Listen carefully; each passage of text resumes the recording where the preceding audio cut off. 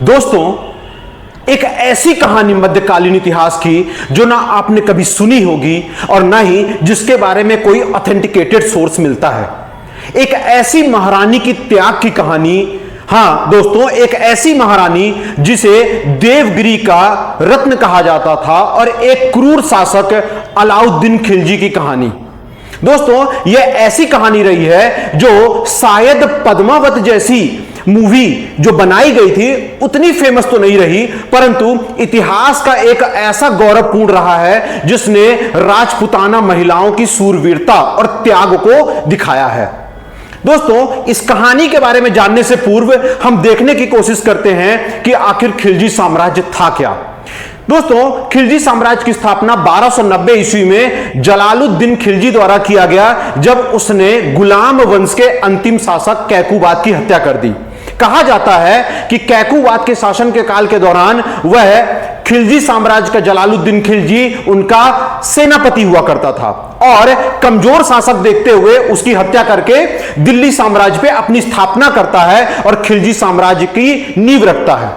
हां दोस्तों, ये वही खिलजी रहता है जिसने उत्तर पश्चिम से आने वाले मुगल आंदोलन को या मुगल क्रांतिकारी मुगल आक्रमण को रोकने का प्रयास करता है और कुछ हद तक सफल भी रहता है।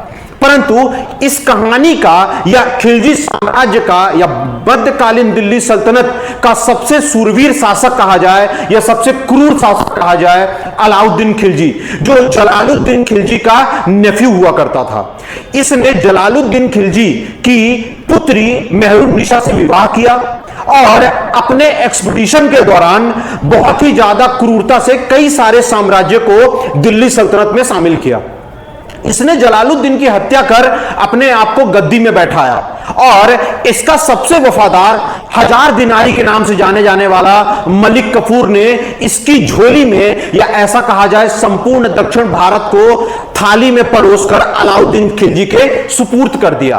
तो समझने का प्रयास करते हैं अलाउद्दीन खिलजी की वो कहानी जो क्रूरता से भरी हुई है, और दूसरा कमला देवी नामक एक ऐसी महारानी की कहानी और उनकी पुत्री देवल रानी की कहानी, जिसमें महारानी ने अपने आप को त्याग कर अपनी पुत्री और अपने पति रामचंद्र देव जो देवगिरी के शासक थे उनकी जान बचाई।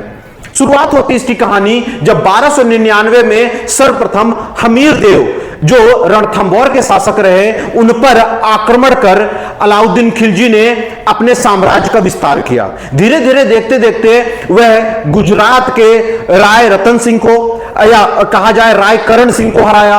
उसके बाद रणथंभौर के किले के बाद चित्तौड़गढ़, जिसमें एक और प्रसिद्ध लव स्टोरी के बारे में जानकारी प्राप्त होती है, एक ऐसे सूरवीर शासक राणा रतन सिंह जिन्होंने राणा रतन सिंह और पद्मनी की रानी पद्मनी की प्रेम कहानी, जिसको उसने चारों तरफ से किलाबंदी करके उन्हें मजबूर कर दिया अंततः, और उनके पीठ पीछे उन्हें मारकर रानी पद्मनी जैसी 1000 महिलाओं को जौहर करने के लिए मजबूर कर दिया। बात यही खत्म नहीं होती है। मलिक कफूर द्वारा दक्षिण के अभियान के दौरान आपको पता होगा देवगिरी, हां दोस्तों वही देवगिरी जिसका नाम दौलताबाद था, और यहां पर शासन करने वाले राजा जिनको कहा जाता है कि आपका रामचंद्र देव जो यादव वंशी रहे हैं, इनका शासन था।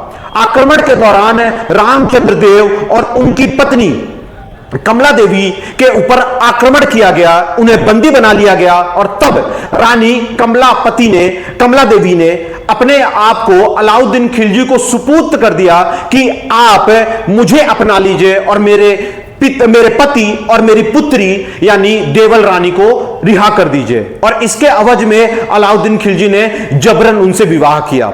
दोस्तों, कहानी इतने में समाप्त नहीं होती है। रानी कमला देवी के साथ विवाह करने के पूर्व उनका पुत्र यानी अलाउद्दीन खिलजी का पुत्र खिज्र खान जो मेहरुन्निसा से जन्म लेता है, उसकी गंदी नजर रहती है देवल रानी, जो कि रानी कमला देवी की पुत्री रहती है।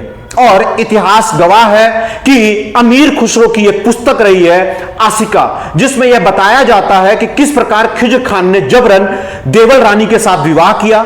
न केवल यह है, देवल रानी के विवाह के उपरांत मुबारक शाह नामक दूसरे पुत्र यानी अलाउद्दीन खिलजी के दूसरे पुत्र ने खिज्र खान को गिरफ्तार कर दिल्ली सल्तनत पर अपनी बादशाहत सिद्ध करनी चाहिए, और खिज्र खान की हत्या कर दी। इतने में ही उसने जबरन देवल रानी के साथ विवाह किया।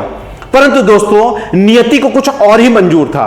देवल रानी जब देवगिरी में रहा करती थी तब उनका प्रेम संबंध मालवा के शासक नुसरत खान के साथ रहा। दोस्तों नुसरत खान वही व्यक्ति रहे हैं जिन्हें अलाउद्दीन खिलजी ने मालवा अभियान के दौरान अपना दत्तक पुत्र बनाया था और रानी देवल रानी ने मिलकर नुसरत खान के साथ मिलकर उन्होंने षड्यंत्र किया और मुबारक शाह को हटा दिया।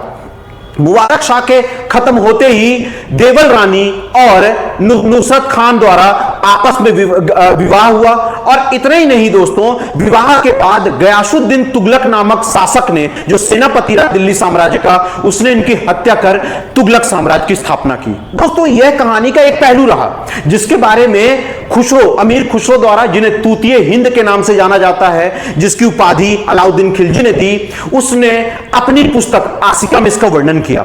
इतना ही नहीं दोस्तों, अगर हम मलिक कफूर के बारे में अगर बात करें तो मलिक कफूर वो रहा जिसने देवगिरी के बाद अपने अभियान को जारी रखा। उसने उसके बाद काकतिया वंश यानी वारंगल के काकतिया वंश के, आपको पता होना चाहिए, देखिए एक एक करके अगर बात करें तो प्रताप रुद्रदेव को पराजित किया। उतना ही नहीं, उसने द्वार समुद्रम यानी कर्नाटका राज्य में बल्लाल तृतीय की हत्या की। इसके बाद उसका अभियान पांड्य साम्राज्य के वीर पांड्यन तक गया और वहां जाकर उसने रामेश्वरम में विजय पताका यानी विजय स्तंभ भी स्थापना की। तो यह कहना गलत नहीं होगा कि अलाउद्दीन खिलजी क्रूर जरूर था, परंतु उसी के साम्राज्य में एक और ऐसा उसका गुलाम रहा है जिसने संपूर्ण दक्षिण भारत को तस्तरी में सजाकर अलाउद्दीन खिलजी को सुपुर्द कर दिया। तो दोस्तों अलाउद्दीन खिलजी की क्रूरता केवल इतनी ही थी या उसके द्वारा भारतीय इतिहास में कुछ कंट्रीब्यूशन भी किया गया? दोस्तों अलाउद्दीन खिलजी कई सारे रचनात्मक कार्यों के लिए भी जाना जाता है, जैसे उसने अलाई दरवाजा, हौज खास नामक झील, सिरी शहर का निर्माण किया जो दिल्ली के पास में है। इतना ही नहीं, उसने अलाई मीनार की भी स्थापना की।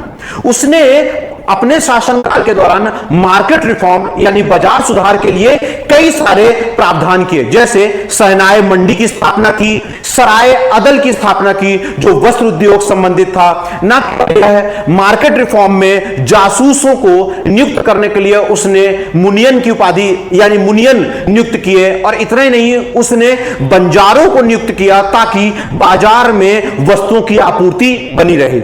इन सभी पर निगरानी रखने के लिए उसने केंद्रीकृत जासूस विभाग की स्थापना की जिसे बरीद कहा गया। तो दोस्तों यह एक पहलू रहा अलाउद्दीन खिलजी का। इतना ही नहीं, उसने मिलिट्री रिफॉर्म्स के लिए दाग और चेहरा जैसी कई सारे प्रावधान किए। दाग यानी ब्रांडिंग ऑफ हॉर्स यानी घोड़ों पर खिलजी साम्राज्य का निशान लगाना ताकि यह युद्ध के समय पता चल सके कि यह घोड़ा उन्हीं का है। इतना ही नहीं, उसने अपनी सेना के खुलिया यानी कि इसको चेहरा कहा जाता था, उसने आज की डेट में आपने देखा होगा कि भारत में भी अगर कोई मिलिट्री या आर्मी में जाता है तो उसके शरीर में पूछा जाता है कि कोई निशान है या नहीं, और यह निशान बताता है कि वह इंडियन आर्मी का सदस्य रहा है या नहीं, ताकि घुसपैठ पे रोक लगाई जा सके। सेम यही पद्धति को ध्यान में रखते हुए अलाउद्दीन खिलजी ने भी लोगों यानी जो आर्मी सेना में जो प्रमुख थे उन सभी का हुलिया नोट करवाया था ताकि उन पर निगरानी रखी जा सके। यह कहानी रहती है किसकी? एक क्रूर शासक की। दोस्तों कई बार एक प्रश्न और आता है कि सनातन धर्म में सगोत्र विवाह वर्जित होता है, तो इस्लाम धर्म में जीवंत एक अत्यंत महत्वपूर्ण रहस्य के रूप में देखा जाए तो सगोत्र विवाह का देखा जा सकता है इस्लाम धर्म में, जिसका जीवंत उदाहरण है देवल रानी की कहानी, जिसके बारे में अमीर खुसरो ने अपनी पुस्तक आसिका में बताया है। एक और शासक रहे हैं, एक और स्कॉलर रहे हैं जियाउद्दीन वर्नी, उन्होंने भी इसका वर्णन किया है। अब दोस्तों बार बार अमीर खुसरो के बारे में आ रहा है तो इनके बारे में भी समझ लेते हैं। दोस्तों अमीर खुसरो को तूतीय हिंद या पैरट ऑफ इंडिया की उपाधि देने वाला शासक अलाउद्दीन खिलजी था। इनके द्वारा कई सारे कृत्यों की रचना की गई, जैसे उदाहरण देते हैं लूसीफर यानी नाइन स्काई। इसने नाइन स्काई का वर्णन किया है और जो एक मार्मिक दृश्य को दर्शाता है। इतना ही नहीं, इसने आशिका की रचना की। इसके अलावा तुगलकनामा की रचना की। तुगलकनामा वही पुस्तक है जिसमें मोहम्मद बिन तुगलक के शासनकाल का वर्णन मिलता है।